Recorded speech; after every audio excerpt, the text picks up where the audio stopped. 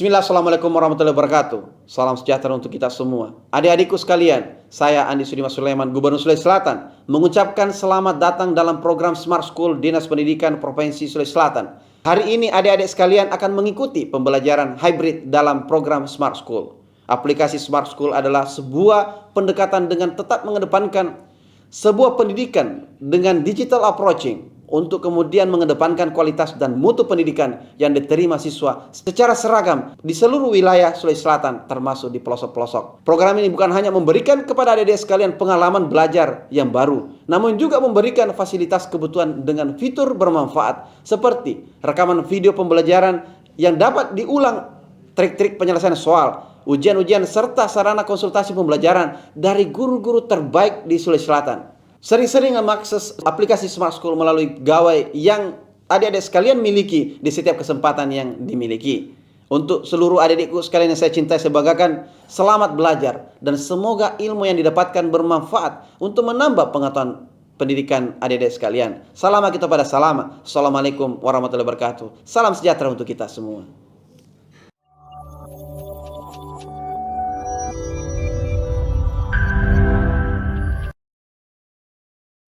Bismillahirrahmanirrahim. Assalamualaikum warahmatullahi wabarakatuh. Selamat pagi Ananda semua dan Bapak Ibu Guru pendamping di sekolah. Berjumpa lagi dengan saya Suhartina dalam pembahasan materi skolastik tentang penalaran umum. Oke, baik, kita simak materi berikutnya.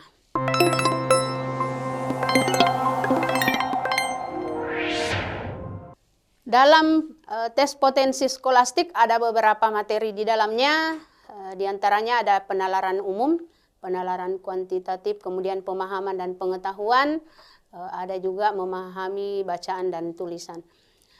Pertemuan kali ini kita akan membahas tentang materi penalaran umum. Ya, semoga Anda semua bisa sukses dalam menghadapi SNBT 2023. Oke, langsung saja kita lihat. Materi penalaran umum ini ada 3 bagian.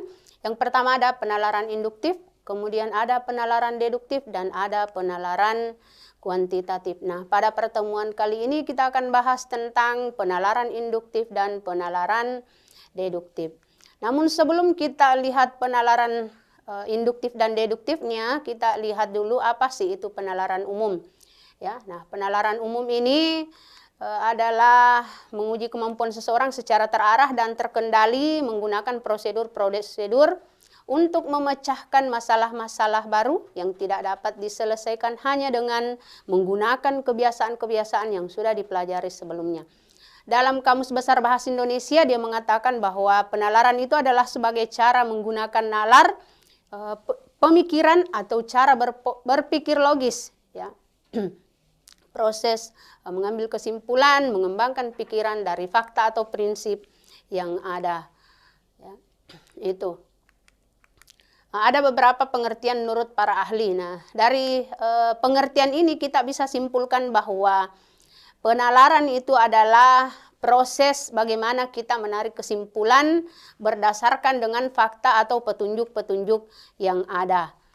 Tuh, kemudian ada 3 dari ciri-ciri penalaran. Yang pertama itu logis, artinya dipertimbangkan secara objektif dan didasarkan pada data yang benar.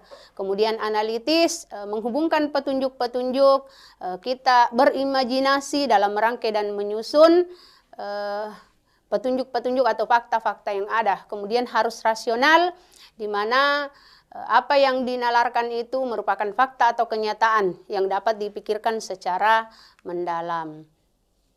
Sekarang kita lihat apa itu penalaran deduktif. Ya.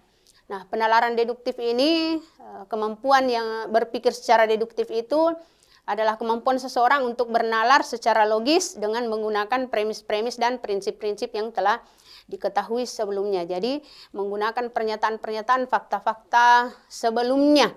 Ya, itu kemampuan berpikir secara deduktif.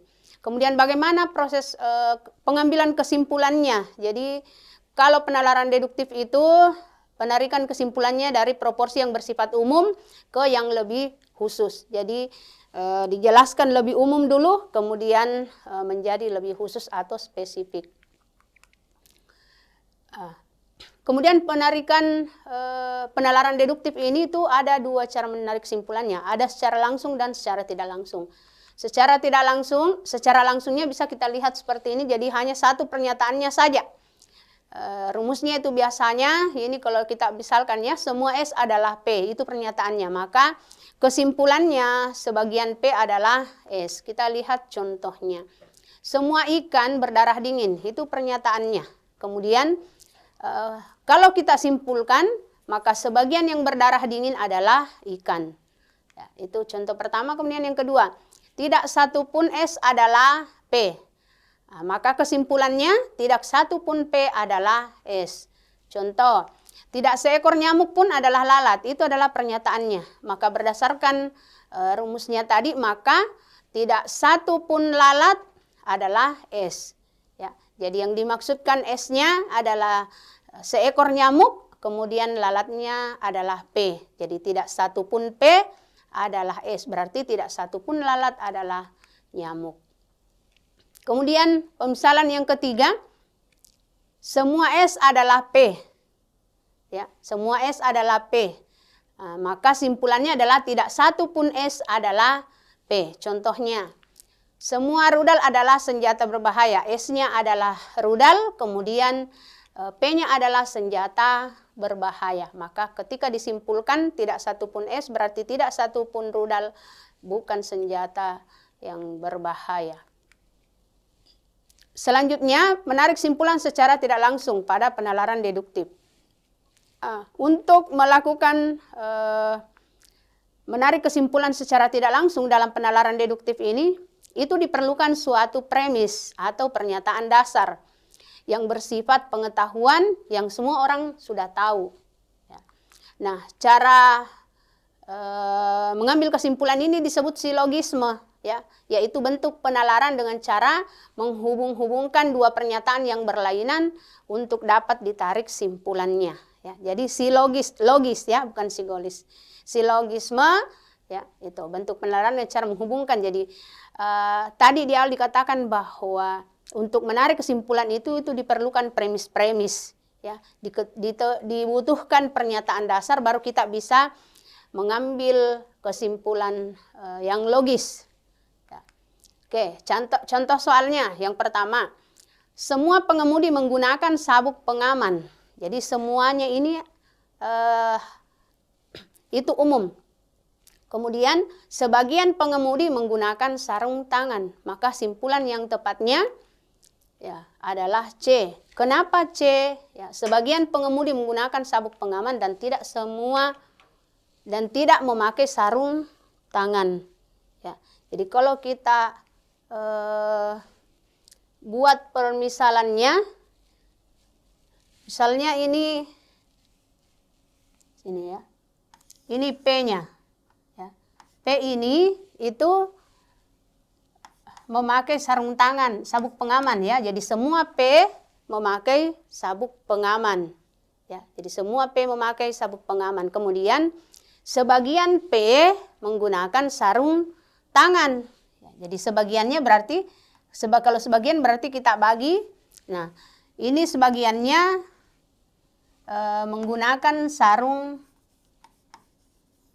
tangan. Berarti ada sebagiannya lagi yang tidak menggunakan sarung tangan. Tidak menggunakan sarung tangan ya, tidak menggunakan sarung tangan. Ya. Nah, kenapa C yang benar? Di sini katakan sebagian pengemudi menggunakan sabuk pengaman. Ya, kita anggap bahwa ini yang tidak memakai sarung tangan ini adalah itu sebagiannya. Ya, sebagiannya. Jadi sebagian menggunakan sabuk pengaman, sebagiannya tidak menggunakan sarung tangan. Ya, seperti itu. Kenapa A tidak tepat? Karena dia di sini mengatakan semua pengemudi memakai sarung tangan. Sementara ini di pernyataan kedua mengatakan hanya sebagian menggunakan sarung tangan. Ya, berarti pernyataan ini tidak tepat. Kemudian semua pengemudi memakai sarung tangan, sama. Ya. Kemudian sebagian pengemudi tidak menggunakan sabuk pengaman. Kenapa ini salah? Karena di sini dia katakan sebagian tidak menggunakan sabuk pengaman, sementara pernyataan pertama mengatakan semua menggunakan sabuk pengaman. Kemudian yang sebagian pengemudi tidak menggunakan sabuk pengaman, jadi sama. Ini. Sehingga memang yang paling tepat adalah sebagian pengemudi menggunakan sabuk pengaman dan tidak memakai sarung tangan. Ya. Kemudian soal berikutnya.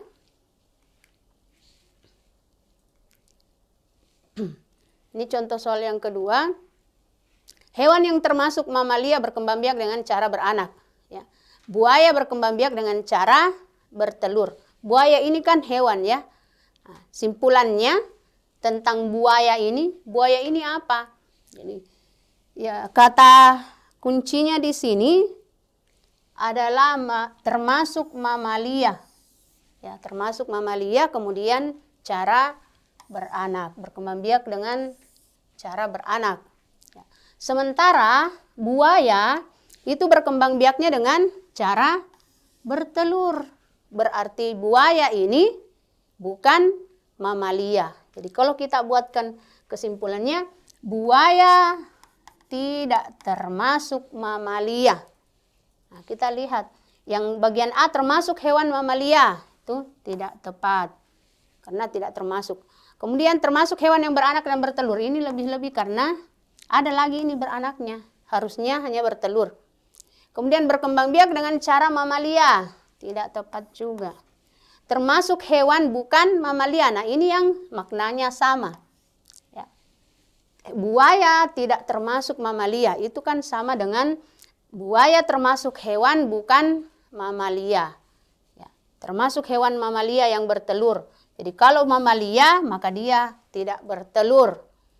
Ya, sehingga jawaban yang paling tepat adalah jawaban D. Kemudian soal yang ketiga. Nah, kalau kita lihat soal bacaan seperti ini agak panjang, langsung kita lihat pertanyaannya. Ya. Di pertanyaan, manakah pernyataan yang paling didukung teks di atas? Jadi kata kuncinya yang mendukung teks di atas. Nah, kita lihat yang pertama. Eutres dapat terjadi ketika seseorang sedang merasakan ancaman. Ya. Eutres itu adalah stres positif.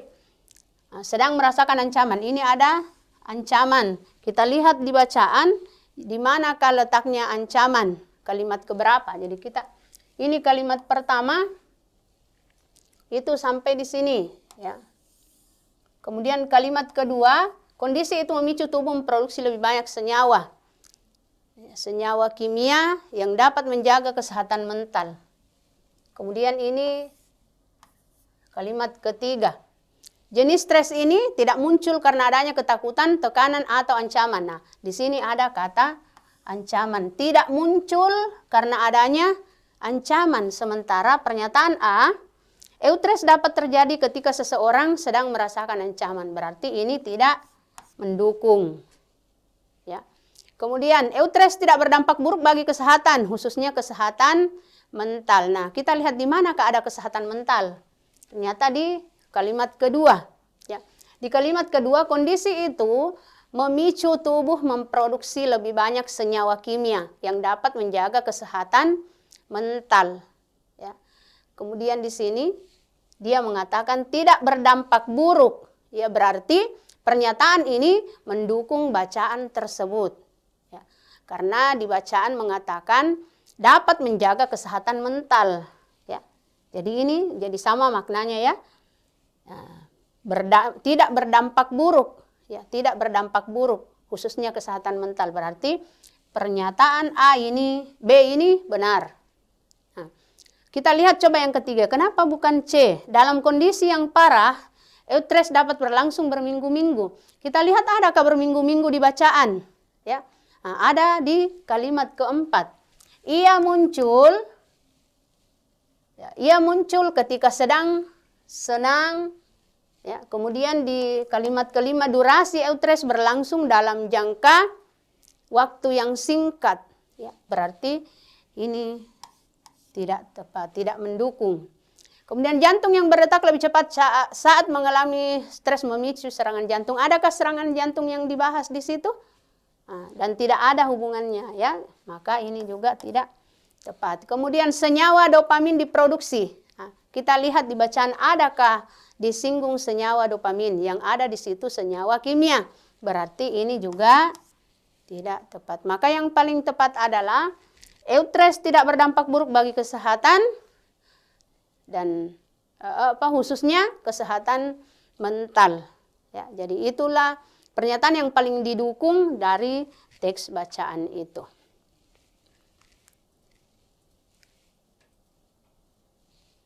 Selanjutnya kita ke materi penalaran induktif. Apa itu kemampuan berpikir secara induktif?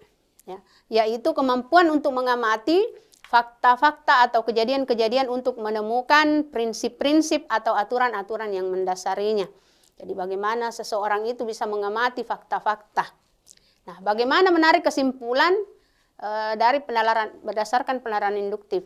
Itu kesimpulannya dari hal yang bersifat khusus menjadi hal yang bersifat umum.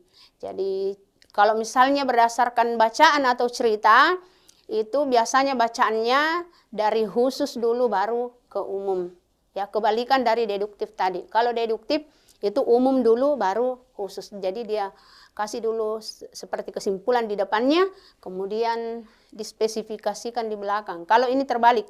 Jadi dia spesifikasinya dulu baru umum. Tuh. Nah, kesimpulan dari premis umum seperti pengamatan data dan fakta menjadi kesimpulan dengan spesifik atau berupa hipotesis. Jadi biasanya masih bersifat dugaan sementara, ya, kalau induktif. Nah, kita langsung lihat contohnya. Ini. Jika merasa haus maka harus minum, ya. Jika minum maka perlu memakai gelas. Jadi ini kan khusus, ya. Kemudian kita mau kesimpulan yang umum. Ya. Nah, di sini jika merasa haus maka harus minum. Jadi kita misalkan merasa haus ini adalah P, kemudian ini minum adalah Q. Maka menurut rumus Tollens dia jika P maka Q, kemudian jika Q maka R. Ya, di sini Q-nya kemudian memakai gelas adalah R-nya. Ya, maka ini Q itu dihapus saja. Ya, maka yang menjadi simpulannya adalah P maka R. Ya, jika merasa haus maka perlu memakai gelas. Itu kesimpulannya, ya. Jika merasa haus maka perlu memakai gelas. Maka yang manakah di sini pilihannya yang sesuai, ya? Yang sesuai. Yang pertama, sebagian yang minum merasa haus, itu tidak sama. Kemudian sebagian memakai gelas merasa haus, itu juga tidak. Semua yang memakai gelas tentu haus, itu juga tidak, ya. Semua yang memakai gelas tidak haus. Ya, jadi yang sama dengan itu, semua yang haus memakai gelas. Ya. Jadi jika merasa haus maka perlu memakai gelas, itu kalau diinduktifkan secara umumnya berarti semua yang merasa haus memakai gelas. Ya. Selanjutnya kita lihat soal yang kedua.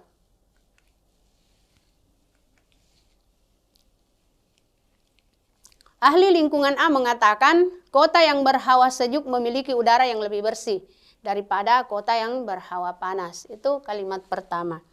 Kemudian ahli lingkungan B mengatakan kota yang terletak di kawasan wisata memiliki hawa yang lebih sejuk daripada kota yang terletak di kawasan industri. Sementara ada data di sebuah daerah menunjukkan bahwa kawasan industri memiliki jumlah pohon lebih banyak daripada kawasan wisata. Nah, ini pertanyaan yang pertama, ini kedua, kemudian data di sebuah daerah, ya, ini. Itu kalimat ketiganya. Nah, pertanyaannya yang manakah yang paling tepat mengenai data tersebut? Jadi kita fokus ke data, ya. Data. Jadi yang mana yang tepat? Jadi di sini ada memperkuat dan memperlemah. Yang A, memperkuat pernyataan ahli lingkungan A, ya. Jadi A ini mengatakan data tersebut memperkuat pernyataan ahli lingkungan A. Kita lihat datanya dan kita lihat pendapatnya A. Menurut data, di sebuah daerah menunjukkan bahwa kawasan industri memiliki jumlah pohon lebih banyak daripada kawasan wisata. Ya. Sementara ahli lingkungan A mengatakan kota yang berhawa sejuk memiliki udara yang lebih bersih. Jadi ini satu menceritakan jumlah pohon, yang satu menceritakan hawa sejuk.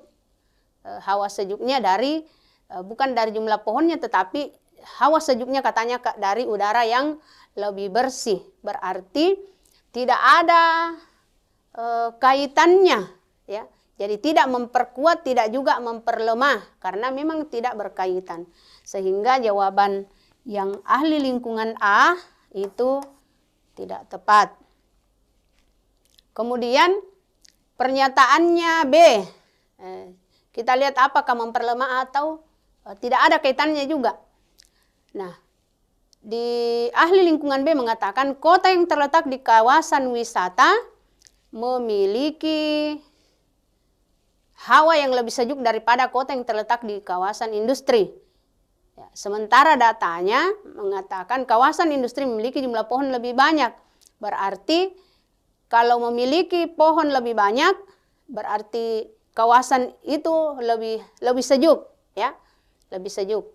Nah, ini berdasarkan data itu tidak menguatkan pernyataannya ahli B.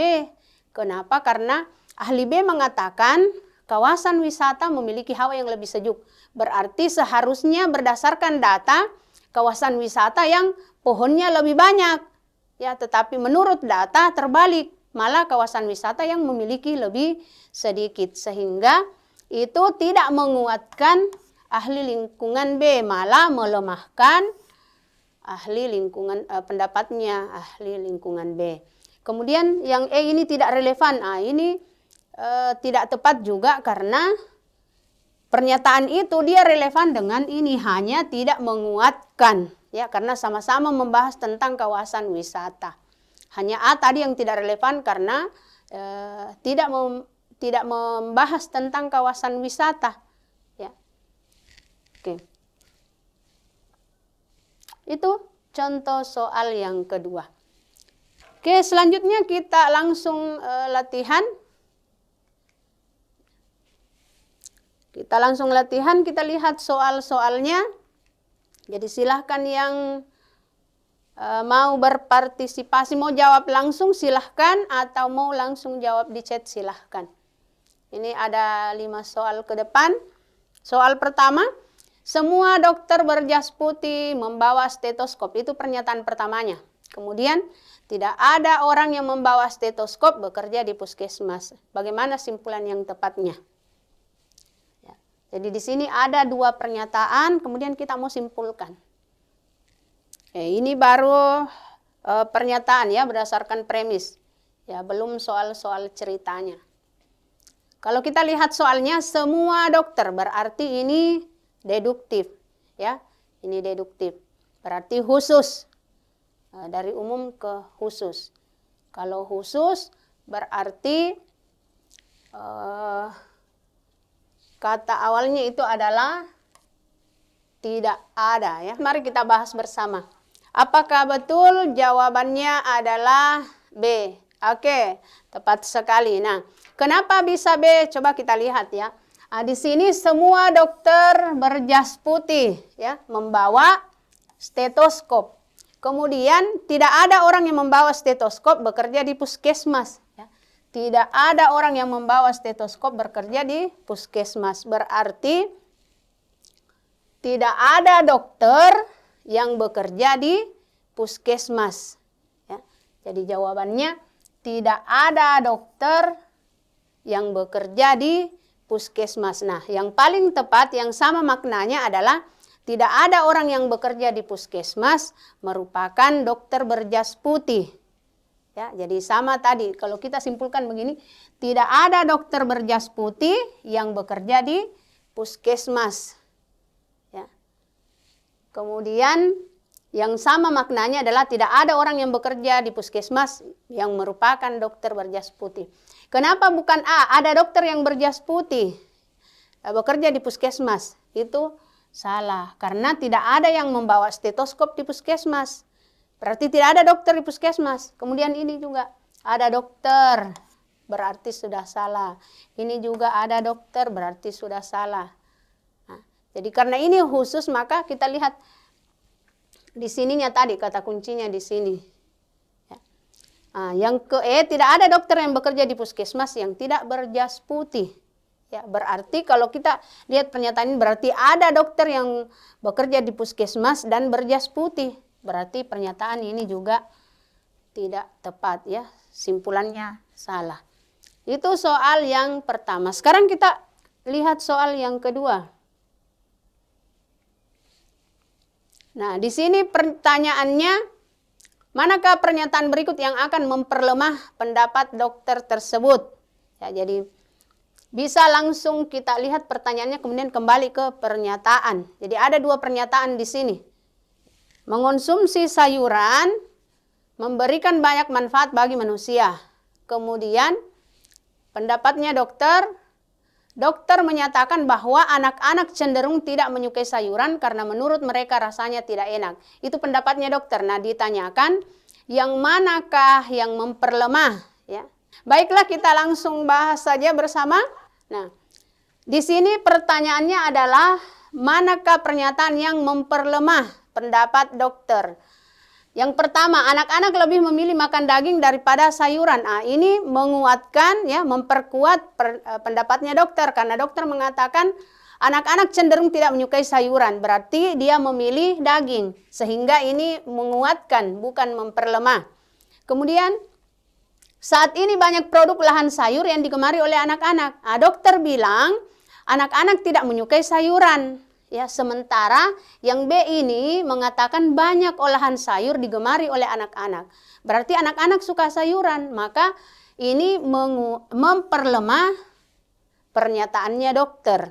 Ya, memperlemah, bukan menguatkan. Kalau yang pertama tadi itu memperkuat pernyataannya dokter. Ya, jadi itu alasannya kenapa B-nya yang benar, karena dokter bilang tidak ada anak-anak yang suka sayur, ya. Cenderung tidak menyukai sayur, sementara banyak olahan sayur yang digemari oleh anak-anak. Berarti kebalikan dari pendapat dokter, ya, maka itu memperlemah pernyataannya dokter.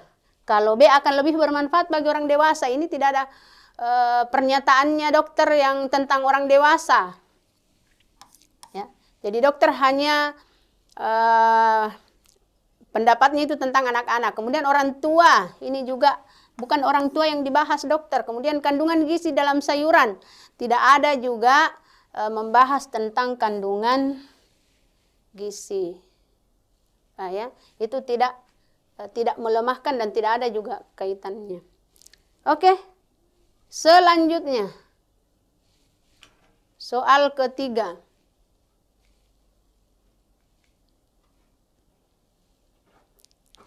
Oke. Silakan. Nah, ini juga bacaan, maka langsung diperhatikan pertanyaannya, ya, ABCD-nya. Jadi di situ apa yang diminta? Manakah pernyataan yang paling didukung oleh bacaan tersebut? Jadi ada A sampai E. Dari A sampai E ini yang manakah yang didukung oleh bacaan itu? Silakan. Jadi ada beberapa kalimat di dalam bacaan ini. Yang pertama, menurut Khalid Buhari itu sampai tujuan, ya. Jadi kita lihat yang pertama, kalimat pertamanya itu apa intinya, kalimat keduanya apa, kalimat ketiga dan seterusnya. Jadi kalimat pertamanya ini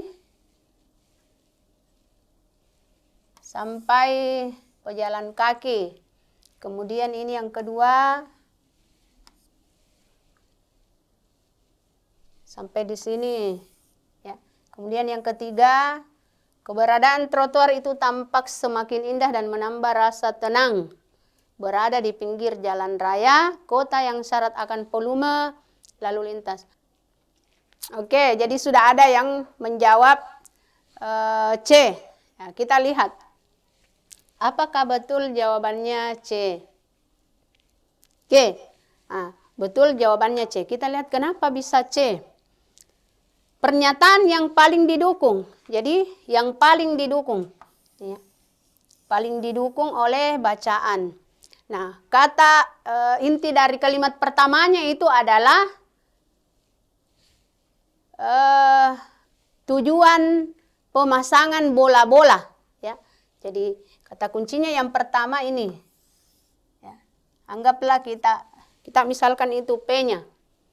Kemudian, maaf ya, ini kalimat pertamanya.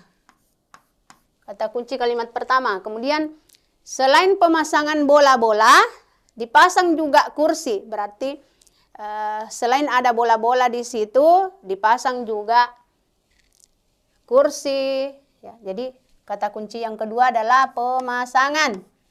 Kemudian, keberadaan trotoar itu tampak semakin indah dan menambah rasa tenang. Ya, berarti semakin indah dan merasa tenang. Ya, itu yang ketiga. Nah, kita lihat jawaban pertama, bola-bola dipasang maka kursi, bolar, dan lift JPU dipasang. Nah, ini pertanyaannya kurang mendukung. Kenapa? Di situ hanya dikatakan di baca kalimat yang kedua, selain pemasangan bola-bola dipasang juga kursi. Ya, dipasang juga kursi. Artinya tidak mesti kalau bola-bola dipasang maka kursinya juga harus dipasang. Sementara pernyataan A ini seperti memaksakan ya. Ya, kalau bola-bolanya dipasang maka kursinya juga harus dipasang. Sehingga ini kurang mendukung. Kemudian yang kedua, trotoar tampak indah dengan bola-bola. Nah, ini juga kurang mendukung. Kenapa? Bukan hanya bola-bola yang membuat trotoarnya tampak indah. Jadi ada kursinya, ada bolarnya, dan sebagainya. Jadi ini juga kurang mendukung. Jadi yang dimintakan paling didukung ya. Kemudian yang ketiga, bola-bola pada trotoar membuat pejalan kaki senang dan tenang. Ya. Jadi di situ ada di kalimat ketiga tadi kesimpulannya bahwa keberadaan trotoar itu tampak semakin indah dan menambah rasa tenang. Ya, jadi menambah rasa tenang. Jadi dari kata kunci ketiganya itu mencakup semuanya. Yang pertama tujuannya, ya. Jadi tujuannya itu kan adalah untuk pejalan kaki. Ya, tujuannya adalah untuk pejalan kaki. Kemudian semakin senang dan tenang. Ya, itu tujuannya untuk pejalan kaki, ya, di mana mereka membuat perasaannya semakin senang dan tenang. Sehingga itu C yang paling mendukung. Kalau B, D, pemasangan bola-bola di sejumlah titik di Surabaya. Ya, tidak mencakup kalimat pertama dan yang ketiganya. Pemasangan bola-bola ini di sejumlah titik di Surabaya juga tidak disampaikan di situ bahwa semua titik dipasangi. Ya. Kemudian bola-bola sebagai sarana pengaman trotoar.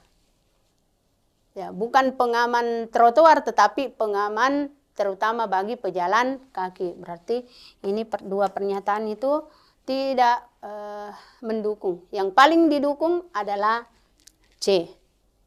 Oke. Yang menjawab tadi jawabannya benar ya. Oke. Soal berikutnya. Ya. Mengetik di atas papan tik. Nah, ini juga bacaannya kita bisa langsung lihat pertanyaannya. Berdasarkan informasi, manakah dari pernyataan berikut yang pasti salah? Ya, jadi kita lihat informasinya. Kita lihat ini pernyataannya ABCD, pilihan jawabannya, kemudian lihat ke pernyataan. Oke, silahkan yang mau menjawab. Jadi berdasarkan informasi manakah dari pernyataan berikut yang pasti salah? Di sini ada beberapa kalimat. Yang pertama, ada mengetik di atas papan tik merupakan kemampuan kunci di masa depan. Oke, kita lihat sudah ada berapa yang menjawab. Kita langsung bahas bersama. Apakah jawabannya A? Wow, ternyata jawabannya adalah D. Mengetik di atas papan tik memperlambat waktu kerja. Ya, jadi yang ditanyakan di sini yang pasti salah. Ya, jadi pertanyaannya yang pasti salah. Ya, jadi harus diperhatikan kata kuncinya, memang harus teliti. Jadi lihat kata pilihan jawabannya dan kata kuncinya. Yang diminta di sini yang pasti salah. Ya mungkin tadi langsung melihat oh ini yang sesuai dengan bacaan. Padahal yang diminta, yang ditanyakan adalah yang pasti salah. Kita lihat kenapa bukan A. Ya, tadi banyak ada yang menjawab A. Kenapa bukan A? Di sini menulis tangan lebih bermanfaat bagi perkembangan motorik anak. Ya, kita lihat yang pertama, kalimat pertamanya ini sampai di sini. Mengetik di atas papan tik merupakan kemampuan kunci di masa depan karena kemajuan teknologi dan aktivitas menulis membutuhkan kecepatan. Ya. Nah, di situ di sini yang A ini berbicara perkembangan motorik anak. Ya, adakah di situ? Nah, kemampuan, namun mengetik di atas papan tik lebih sedikit mengasah kemampuan motorik dibandingkan menulis dengan tangan. Berarti perkembangan motorik itu pernyataannya benar. Ya, berarti bukan ini yang jawabannya, karena ini pernyataan benar, yang diminta adalah yang salah. Kemudian, orang yang terbiasa mengetik di atas papan tik akan siap menghadapi kemajuan teknologi. Nah, berarti pernyataannya itu benar sesuai dengan yang ada di bacaan. Maka jawaban ini salah. Bukan itu jawaban yang salah, ya. Maksudnya berdasarkan ini ya. Pernyataannya benar dan jawabannya salah. Kemudian C, menulis di atas papan tik membutuhkan keterampilan dan kecepatan. Nah, ini juga benar pernyataannya sesuai dengan ini. Berarti ini tidak salah. Bukan itu pernyataan yang pasti salah. Kemudian D, mengetik di atas papan tik memperlambat waktu kerja karena motorik yang kurang terlatih. Nah, di pernyataannya mengatakan itu kemampuan motoriknya itu mengasah kemampuan motorik, berarti harusnya mempercepat waktu kerja. Berarti pernyataan ini salah, maka inilah yang jawaban yang pasti salah. Ya, itu. Jadi pertanyaannya yang dilihat, ya, pertanyaan yang dilihat di situ dia meminta yang manakah yang pasti salah. Ya. Jadi dan yang pasti salah adalah D, karena di bacaan di situ harusnya mengatakan mempercepat waktu kerja. Artinya kalau mengetik di atas papan tik itu mempercepat, bukannya memperlambat. Itu soal yang keempat. Oke, untuk soal yang terakhir. Nah, ini soal yang terakhir itu kita mau lihat yang manakah pernyataan yang benar dan salah. Jadi ini jawabannya bukan memilih apakah jawabannya A atau B, tetapi memilih jawabannya yang mana yang benar, pernyataan yang mana yang benar, dan pernyataan mana yang salah. Ya. Jadi kita harus melihat ini ada pernyataan, kita sesuaikan dengan teksnya.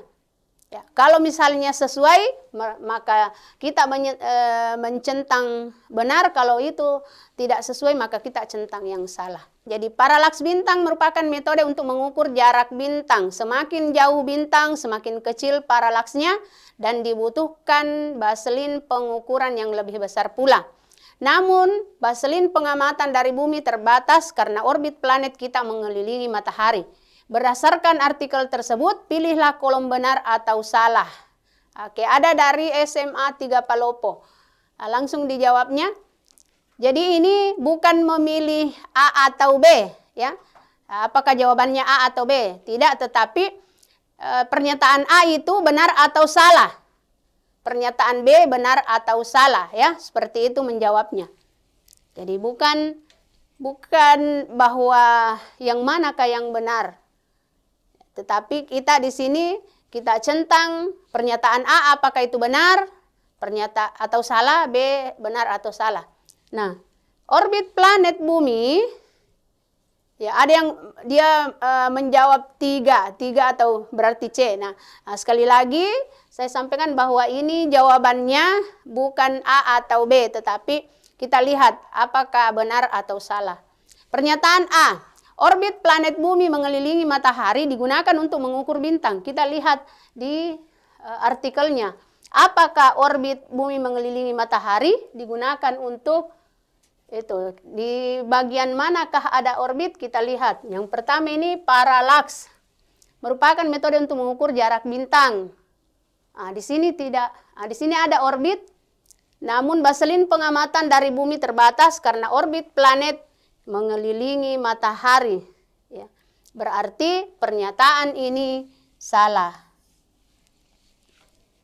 Ya, karena di situ bukan untuk mengukur bintang. Ya, orbit ini bukan untuk mengukur bintang, tetapi untuk mengukur planet mengelilingi matahari. Kemudian yang kedua,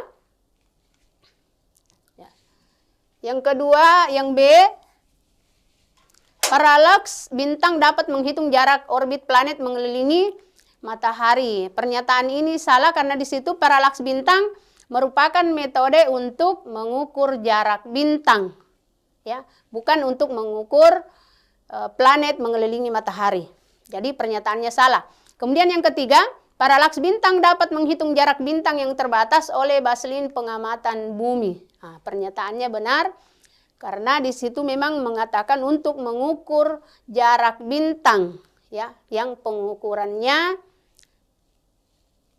terbatas. Ya. Kemudian D, semakin besar baselin maka akan semakin akurat pengukuran paralaks bintang. Ya, di situ di kalimat ketiga menyatakan baselin pengamatan dari bumi termasuk semakin besar baselin, di situ ada pengukuran paralaks bintang. Kita lihat ya, paralaks bintang merupakan metode untuk mengukur jarak bintang. Semakin jauh bintang, semakin kecil paralaksnya. Ya, itu. Semakin besar baselinnya, maka akan semakin akurat pengukuran paralaks bintang. Yang ketiga, semakin kecil paralaksnya, maka semakin jauh jarak bintang.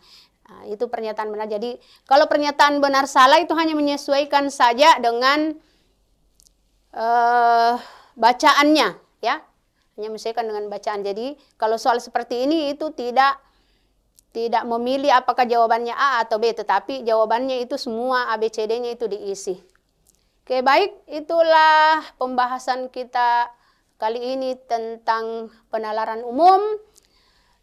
Pesan saya jangan pernah berhenti belajar karena hidup tak pernah berhenti mengajarkan. Ya, tak pernah berhenti mengajarkan dan masa depan adalah milik mereka yang menyiapkan hari ini. Sekian dari saya, semoga bermanfaat. Mohon maaf jika ada kekurangan. Wabillahi taufiq wal hidayah. Assalamualaikum warahmatullahi wabarakatuh.